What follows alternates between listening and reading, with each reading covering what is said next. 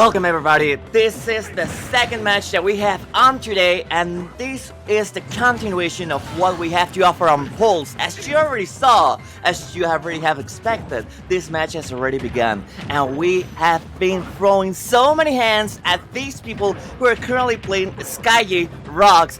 Skyjay being currently on the lead with a signature Incineroar that he always carries, while Rox is trying to push over and further the method that Sheik has sadly underdeveloped during this game. My name is 0, and I hope that you are all having a good time. Afterwards, Rox takes on the first stock of Skyjays.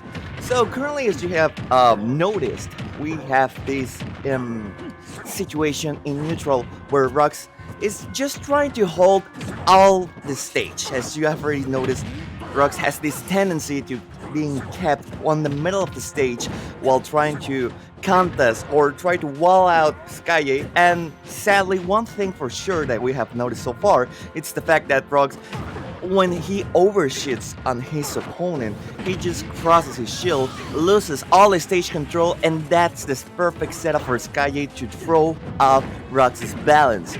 Skyjay once again taking up the lead. It's a 29% quick combo that has already taken a lot of damage on Rox itself. The fact that it's not too much percent, but as you already know, Sheik is one character that just cannot afford taking that much percent.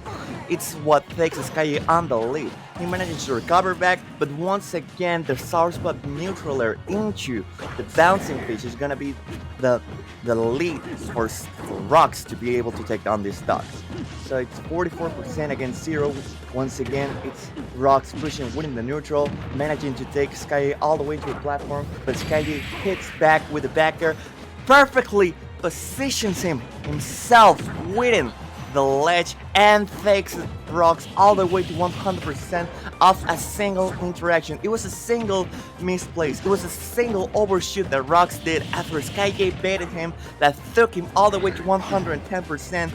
And this is not looking so well for Rox, but this is definitely something that he can recover from. The fact that Rox has so many tools to manage a handle Skyjay offside of the stage led us to believe that he's able to make this recovery happen. It all comes down to whether Rox can survive the Skyjay rock hitting and strong hitting playstyle or not.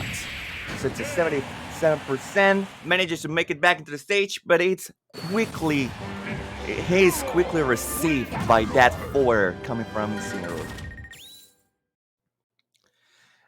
So right now you can tell that both of them are a little bit shaky. Like not exactly nervous, but at this point both of them notice and understands the ground that they both stand in. This is RETA 2022, and of course none of them want to be left behind. This is game number 2. We're already going a straight forward into game number 2. We're not even gonna have any kind of bans. This is straight up into PS2. As you already saw, both of them are gentlemen that understand that at this level of the game, counterpicking is important, of course. But if you know your stage, if you know how to work around, and if you have a lot of setups on this stage specifically, because I believe this is one of the most trained stage in the whole metagame, of course, it's just a matter of execution rather than counterpicking your opponent. This is a perfect stage that Rox knows how to handle. It all comes down to how he executes them. And of course, he's already proving himself worthy of this stage, specifically the way that he's throwing up those needles into the bouncing fish, taking out the first lead against Skyjay on this game number 2. And following back all the way to 27%, 34%, but it's quickly grabbed by Skyjay and almost thrown off into the blast zone. Not quite for sure, but he's making up a case for himself. He's already surviving quite long enough at 123%. So of course, this is gonna fake a fall after faking that up throw and losing that stock. So far, 46%, it's a good lead, but it's not exactly the best at this position, considering how Incineroar can match that up, even that out, just with a couple of interactions. Rox trying to do any kind of crackdown with the platform, sadly that did not lead to anything.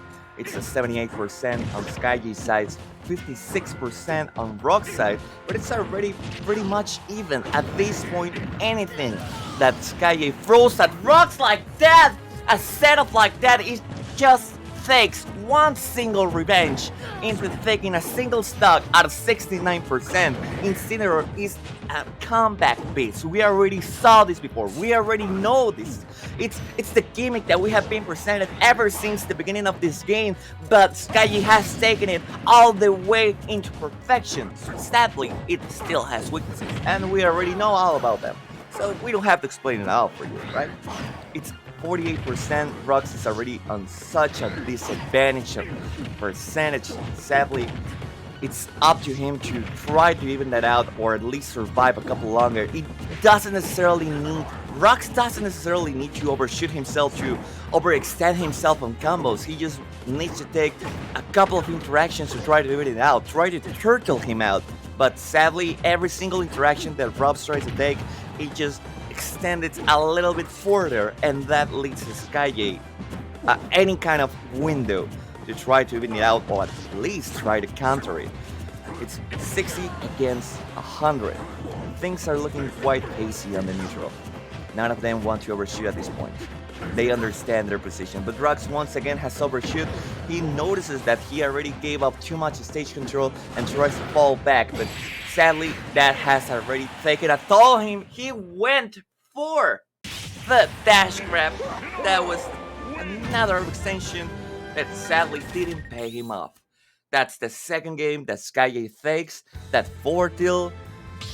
Those nails are quite sharp and large. Honestly, they're quite sharp and large. I didn't expect that to hit at all, but it did anyways. So that's quite lucky for Skyjay, unlucky for Rocks, but we're up to see what they have to offer for game number 3. You may or may not know Rocks is currently dubbed as the Prince of the North. He has a couple other characters, a couple plethora of characters that he has to offer, such as Cloud. He has a Joker. He also has a Sora. He was currently he was widely known for his Sora at the beginning of Sora's presentation winning the Smash Ultimate, but sadly he has opted for Sheik at this point, and that's not exactly paying off in these games so far, but we really hope that this is the change. There's a change in pace on this game number 3. So back into the game, the 4-till takes off the first stock, and Rox is already on a disadvantage quite early. It's not even 45 seconds winning the game, and Rux has already not only lost the first stock, but also taking quite a lot of damage that could possibly put him into a percentage disadvantage that could lead into stock. It's already 115, but once again, the soft neutraler into bouncing pitch is gonna be more than enough. Such a great setup, and such a reliable setup too, to be able to take on stocks against Skyjay. It all depends on whether Rox is able to set up the percentage enough to manage those setups or not. As of right now, most of the stocks that I have seen taken from Skyjay were used by that specific setup. So I'm not exactly certain whether Rox only knows that setup, or he only relies on that setup specifically, mechanically, or because only the situation handles for that. So once again being read on, Rox it's already taken aback. He managed to make it back with advantage and has already taken Skyjay all the way to 137%. This is looking quite different from the other games, but the revenge, the rage. Once again, this black and red cat, it manages to make it back, and Rox's hopes, they're looking not so bright, but they're still there. You can only lose fate once you have lost your life, and Rox still has their own. So we have to wait for what he has to offer. 35% against 155. It's a neutral situation where Incineroar is currently holding all the stage control. Rox understands that he's not in a position to be able to contest everything, as every single blow that Rox tries to give, it's taken, it's traded and taken So he understands that he has to play for the bait and punish. All he has to do is just wait for Skyjay to overextend himself. And sadly, as Rocks keep proposing win the game, the Skyjay keeps falling back, baiting him, and just waiting for that overextension to be able to punish that. That high recovery once again making Rock struggle. It's already 73%. Some percentage that Rock should be not taken off, and that jab went away. It went far and beyond of that shield, managing to save Rocks from that interaction, but not from that side view altogether. So it's already 96%, and Rocks manages to finally take the stock from Skyjay after reaching over 200%. 96 against 0.